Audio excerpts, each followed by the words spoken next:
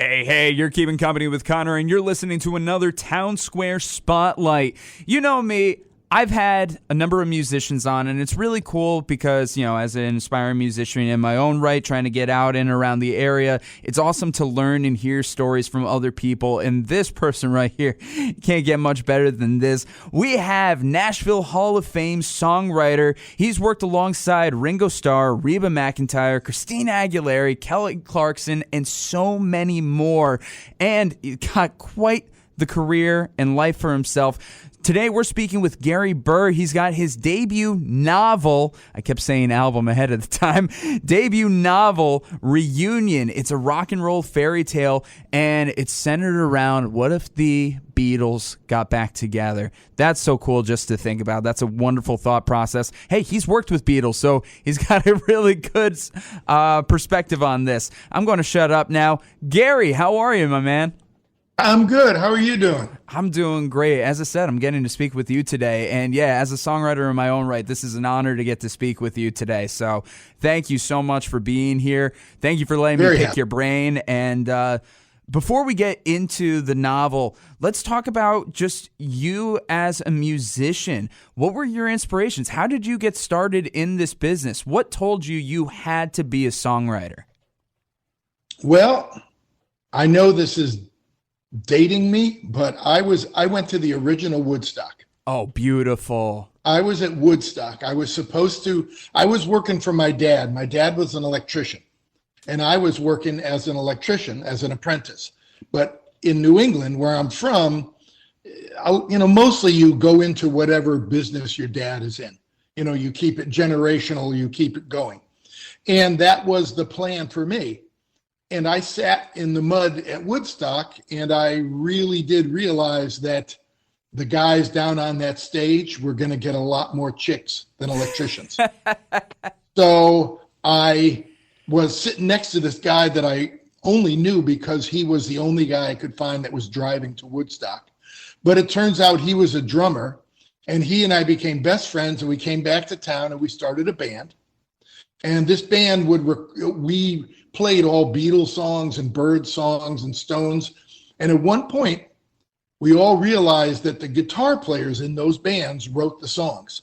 And I was the guitar player. So they all turned to me and said, "You're supposed to write our songs." And that was the whole reason I felt an obligation. I didn't want to let them down. So I started writing just awful, awful songs that were just ripping off the Beatles or Neil Young but eventually, I got better at it until finally I wrote a song that ended up being recorded and ended up being on the radio.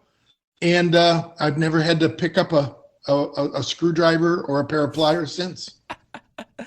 Unless I do it just for the fun, Connor, just for the sheer fun of it. Just the sheer fun of it. Those home projects that you just want to do yourself. I love it. But that is so cool.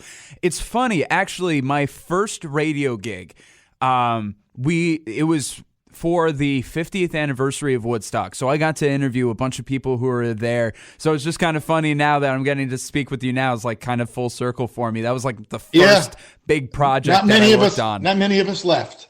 But that's so cool that you were there and that this was a big inspiration for you. I would imagine. It was. I've been to Bethel Woods so many times. Obviously, we're located out of the Hudson Valley here. So, we have Bethel Woods right here. We give away concert tickets all the time to that. And I feel you on the whole New England thing. Like, both sides of my family originated in Boston, Massachusetts. So, yeah. So I feel you on that, and that was very much the same when it came to my family. So it's cool that you're able to break out, create this new thing for yourself. So you said you recorded that song, got on the radio, you have this band with your friends, but when did this become a turn towards songwriting for other people, and when did it become a turn towards working in Nashville to lead you to become this Nashville Hall of Famer now? I wrote a couple of songs that the guys in my band said, these could be on the radio. You should try to, or you could have a record deal. You should try to get a record deal. So I went down to my music store downtown in Meriden, Connecticut, and I copied down the addresses of 11 record companies. And I sent off 11 reel-to-reel tapes, like on that machine that you have sitting behind you. and I sent off 11 reel-to-reel tapes, and I got 10 rejections, and one letter from a guy that worked for CBS saying, there's something here, come and see me. And he got me a record deal. Wow. And about 2 weeks after my album came out, the record company went out of business. Oh, no. I didn't say he got me a good record deal. I just said he got me a record deal. So we basically said, let's get you another record deal. And in the meantime, this is him talking. He was in New York. Why don't I see if I can, get somebody interested in recording any of these songs, as with you just as the writer. So basically being a songwriter for hire for other people was a stopgap measure, waiting for me to get my big record deal again. And now, 40 years later, I'm still waiting for that magic record deal. It's coming. I'll tell you a funny story. It's coming. I went to Nashville. When I moved to Nashville, I put a band together and I went there to play showcases where you invite all the A&R people and you play a showcase and hopefully somebody signs you. And I went to Nashville still dreaming about that record deal. And I had a great band, and I was just getting nowhere. So finally I said, I'm going to do one more. And I played one last showcase at the Bluebird Cafe. Oh, classic. And at the end of the show, the lady from Warner Brothers was still out in the audience. She was still there. And I got excited and I went and I said, are you here for the reason I think you are? And she said, absolutely. I would like to have you introduce me to your background singer. And she got a record deal, and that's how Faith Hill got her start. Faith Hill? Really? Yeah, she was my background singer in my band when I was trying to get a record deal. It almost worked. Oh my God. I just should have been prettier. I should have taken the time to do a little more hair and makeup. And I think it would have been me, but not her. But oh my God. Wow. Help break Faith Hill into the business. Jesus. Yeah. But come on, you can't say that you haven't had an incredible career of your own. As I said, just the few names that are just read off right here: Ringo Starr, Reba McEntire, Christina Aguilera, Kelly Clarkson, so many more. That's an impressive repertoire of people to be able to work with, and music legends all in their own rights. So let's talk about that then. As a songwriter, like, how do you go about? Well, here, I'll back it up a little bit. What was it like to pitch songs back then when you were starting out, and what's it like to get songs pitched now for you, now that you have this repertoire and you have this credibility behind you? Well, I really lucked out because, like I said, this guy in New York, Harold Kleiner, he got me that first cut, and I was still living in Connecticut, and I didn't know anything about the business. I didn't know, what song pluggers were, or, didn't know how publishing worked. And he got me that one, and then he got me another one like a year and a half later. And that song, the first song I had, was a big pop hit. And then he got me another cut, and that was a #1 country song. So 2 years in, I'm thinking, this business is really easy. And then I got another hit, and then I got another hit, and that was all still living in Connecticut. And then I moved down to Nashville and signed with a real publishing company. And then I learned how the machinery works. I learned that, you go into the office every day, you write a song, you play it for the people, you have a brainstorming of who would be good for this song. And hopefully in a couple of weeks, when that song's been played all over town, they come to you and they go, we got a bite. So-and-so is going to record this song. And then you sit back and hope that it's one of the 3 or 4 on the record that they pick to be a radio song. So I didn't learn how it all worked until I actually relocated down there and was getting a paycheck from a publishing company, which, obligates you to treat it as a job. In the beginning, when you're a songwriter, you can just wander around and wait to see a unicorn and then write a song about a unicorn. But once you get a publishing deal, you got to see a unicorn every day at 10 o'clock in the morning. And it's hard. You got to do a lot of acid to see a unicorn every morning at 10 o'clock in the morning. It's a little early for acid. Little bit. You do what you got to do. So then so as somebody who isn't paid yet necessarily by a publisher to write songs, I write songs on my own. I always kind of wait for that unicorn, as you said, whether it's a melody or whether it's a lyric, and that's what gives me my inspiration, and then I write it. I don't normally tend to force it. But here you had to do this as a 9-to-5. What was that like for your creativity and inspiration to constantly just be forced, might be too strong of a word, but I'll use it right now, forced to keep writing songs day after day? Well, it changed how you worked when you weren't in the office. You had to basically pay attention to everything, every conversation, every book, every movie. You had to be constantly listening or looking for that thing that you could write down in your notebook, so that when you went into the office, you had a backlog of ideas. You know, it's real rare that I just ever would go into the office and go, I don't know, what am I going to write about? I have a book, and you look through it and there's, 100 different things. My friend Don Schlitz, who wrote The Gambler, he said, if you just listen to people talk, you get 50 song ideas every day. But we're too busy thinking what we're going to say, so we're not listening.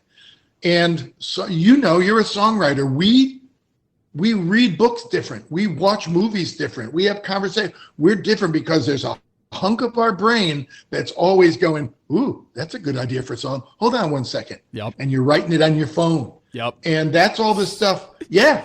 I'm sure lyrics. You have 50 ideas in there. So it's real nice if you walk into the office and you pick up the guitar and you play a little something and go, oh, that's cool. And all of a sudden some words spill out and they make sense. But on the days when that doesn't happen, there are days when you're inspired and there are days when you're a workman. And the days when you're a workman is the change in my attitude that I had to develop by moving down to Nashville. I had to learn to not be a strictly inspirational songwriter. I had to learn how to earn my money. Yeah. No, that's very fair.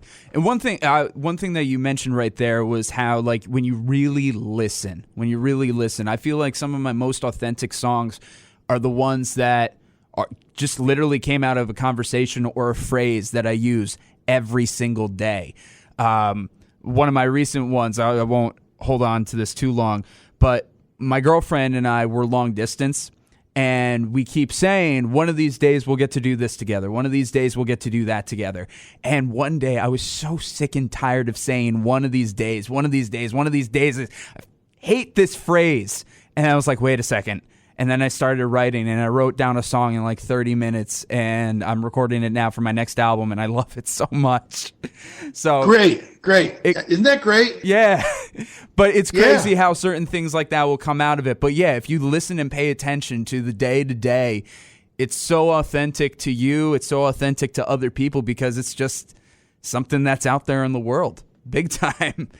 Absolutely. And once I was down there working for a publishing company, part of their job is to network me with other people. I was about to ask about collaboration. And people, Nashville is a real hotbed for people, for pop people. Pop people love to come to Nashville because it's known as the songwriting town. So when they want to do an album, they come to town. So I was always getting, put together with some really cool people. Melissa Manchester would come to town. Richard Marx would come to town. Oh, God. And Richard Marx, he's buddies with Kenny Loggins. Yep. And so Kenny was going through a divorce and he wanted to write a divorce album. And he said, I'm going to go to Nashville. And Richard Marx said, well, if you go to Nashville, you should write with Gary Burr. Wow. And part of it is just because I don't care what we're writing. if we can't have fun doing it, I like to have a fun day, whether we're writing about, I don't care if we're writing about tumors. I want to have a fun tumor day. Yeah. And that's what Richard liked about it and recommended to Kenny. Kenny came to town. We wrote a bunch of an album, wrote these really sad, tragic divorce songs, and laughed all day doing it. Wow. And then he calls me up and he says, let's start a band. And so we started a band with him, me, and my wife, Georgia Middleman, called Blue Sky Riders. And we did 2 albums, and we were a band for like 6 years. And then they used to send me to these writing camps in France. I mean, how cool is that? That is neat. It was a castle in France owned by Miles Copeland, the guy that managed Sting. Yeah. And it would be young writers, pro writers, and stars. People like Bon Jovi, Carole King, Hanson, Bangles, Go-Go's, Bon Jovi, Ted Nugent. Wow. All these people would come, the Bare Naked Ladies, and we would write with everybody. And you become, if you're stuck in a castle for 2 weeks with people, you make a lot of friends. And that was how I ended up touring the world playing guitar for Carole King, because she and I had fun together writing, and she was doing a tour and said, come on tour, be my guitar player. Wow. So I get to tour the world with Carole King and get to play in a band with Kenny. And it's all the degrees of separation. You just try to be a fun hang and hopefully have a great song come out of it. And the word spreads and the quality of your writing partners goes up. That's amazing. And one thing, when I was in music school, I went to the College of St. Rose in their music industry department. And one of the things that one of our professors always said is like, you could be a great musician, but if you're not good at the hang, you're not going to get jobs. If you're not good at the gang, if you can't hang with somebody, if you can't chill, you're not going to get the jobs. You feel? It goes back to the Beatles. Why was Pete Best not a Beatle? Because he couldn't hang. Yeah. He would leave after the gig and go with a girlfriend and be alone, or with his girlfriend. And the other 3 hung out and got drunk and laughed and chased girls. And they bonded, and he didn't. Yeah. And when the time came, they said, let's get somebody that likes to do the hang as well as play the music. And he's the sterling gold-plated example of what happens if you leave out one of the most important things. A band is like a family. Yeah. And you got to find your place in it and support that. And you can't be a dick. No, you can't be a dick. You have to be fun. You have to be a good hang. And at the very least, be respectful. That's the way you got to do it. You're not going to be able to mesh with everybody, but you can still be respectful and kind. And that goes such a long way. And here you are talking about that example with the Beatles. I think that's a perfect transition to go into your novel, of course. Reunion. It's a rock and roll fairy tale. Imagining the Beatles coming all together again for a reunion. I'm excited to read this. I picked up a copy. I have not read it yet. I have not started, so I am going in completely blind. But for those who are listening right now, and for myself, what can you tell us about this novel without spoiling too much about the story, of course? Well, the impetus of the novel was I was in New York City, and I always go to New York. I always go to Strawberry Fields, hang out, just sort of meditate. And it's there in the shadow of the Dakota. And my thoughts went to how easy it would have been for John and his assassin to have not met that night. John could have stayed in the studio for one extra playback. The assassin could have gotten hungry and said, I'm going to go get a cheeseburger. Anything could have happened, the slightest fluke of fate. And as soon as that happens, you would have had an alternate timeline. And who knows, I thought about following that timeline. So I wrote a book where in the beginning, I find a plausible semi-miraculous reason why John and his assassin never meet. And then 20 years later, when Linda McCartney passes away, Paul says, I think it's time, let's put on a benefit show. And he reaches out to his three oldest friends, and by now they're 58 years old. And I've been in enough bands to know what it would be like to be in a studio with guys you played with 20 years ago. It's like, do you still have calluses on your fingers? Do you remember the songs? Are you past the point of being mad at each other for things you did when you were 22 years old? All of that goes into the book. There's bad guys, there's heroes. They're just trying to see if they can make it happen. How do you even tell the world? How do you keep a Beatle reunion secret until they don't want to keep it secret anymore? Yeah. And when you do not keep it secret, how do you tell the world? How do you make that announcement? Everything, people think, oh, that'd be fun to do a reunion. How do you get four Beatles in a room together without people knowing and going crazy? Yeah. I've walked down the street. I've shopped in Barney's with Ringo, and people look and they shake their heads like they're seeing a Smurf. They're going, oh my God, I heard about them, but I didn't know they were real. Ringo always said, they look at me and they go, oh, you're one of them. Yeah. I'm one of them. And all that goes into the book because I've worked with Ringo now for 20 years. I've worked on 10 albums with him. Oh, wow. Sometimes written entire albums, sometimes just a track, but I've just had this nice relationship with him where I've heard the stories and I've heard so many anecdotes that I used it all to try to really capture the personalities and the way they talk to each other, because he would relay whole conversations that he had, and John said, blah, blah, blah, blah, blah. And, I just, like a fly on the wall, I tried to store it up here and dump it all out on the page. You were listening. Just like you were saying about songwriting with this novel, you were listening.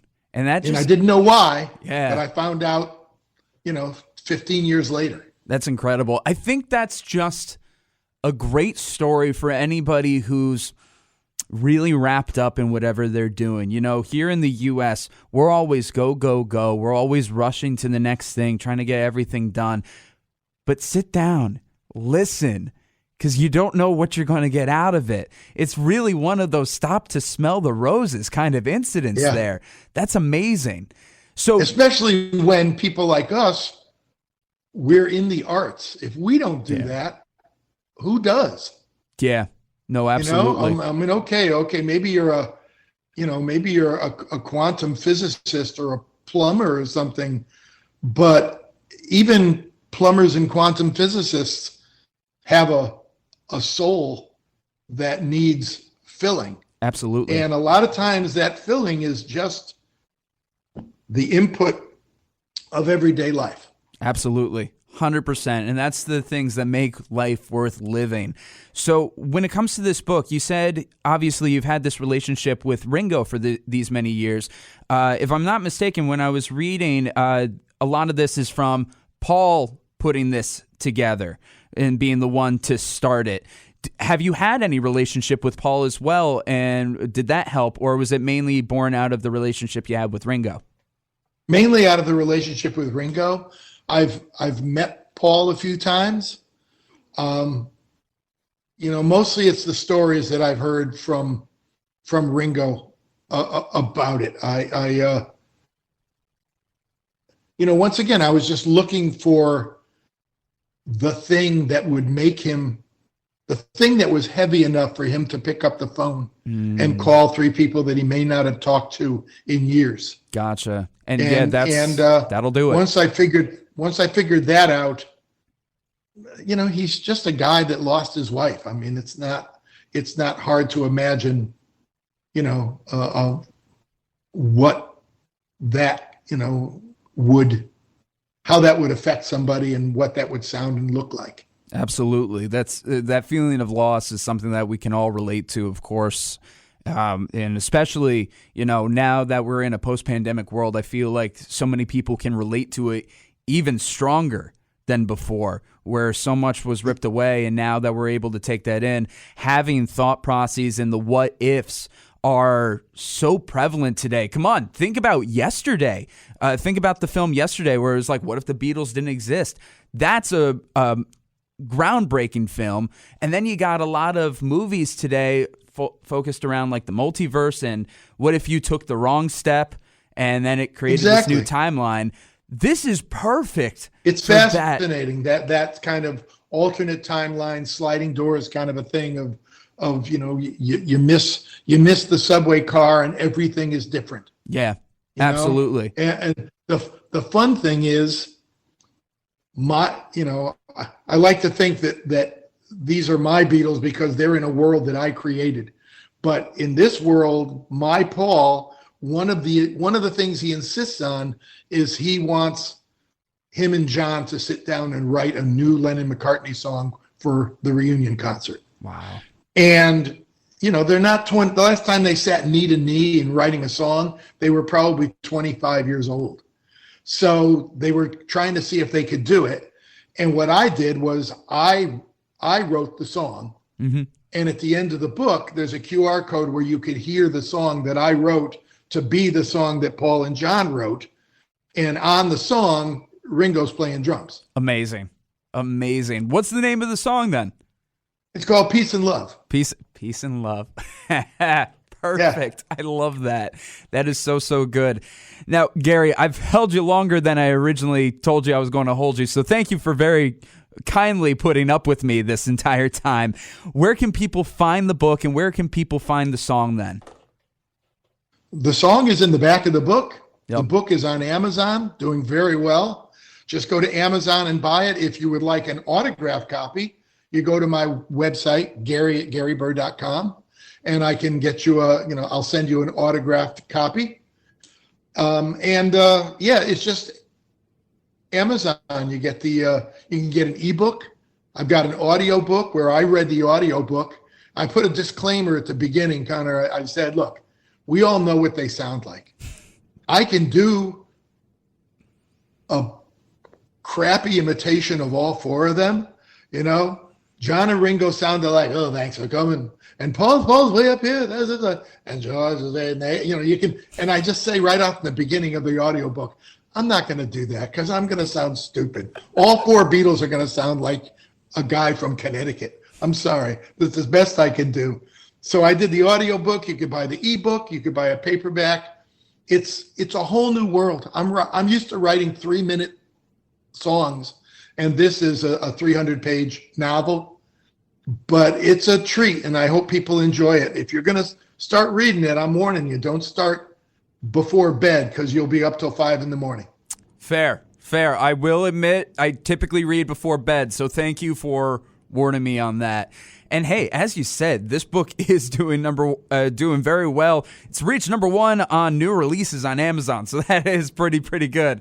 So I'm excited to get into this, and I'm sure other folks in the Hudson Valley will be really excited to get into this as well. We're going to have all the links and information in the description of this episode, so you're not going to have to go very far. Peace and love, everybody. We're going to just keep it chill with that. Gary, before we totally wrap up, do you have any last little nugget for the Hudson Valley audience today? Last little nugget, just that, I'm just a lucky guy. I've had every one of my, dreams from the mud of Woodstock pretty much come true. So this book is kind of like the gravy on top of a really good chunk of meatloaf. And I know I just compared my career to a meat and three, but sometimes, sometimes you do. It's just, I've had a blast writing these songs. I've had a blast writing the book, just trying to stay creative. And I hope people enjoy both things. I've got a new song on Kenny Chesney's new album. Oh, okay. Check that out, called Wherever You Are Tonight. So I'm still slugging it out down here in Nashville, with the 3-minute creations and slugging it out on Amazon with the 300-page creations. So I'm somewhere in the middle. I'm having a ball. That's amazing. Gary, thank you so much for being here on this Town Square Spotlight. This has been amazing for me, so thank you very much. Thank you, Connor.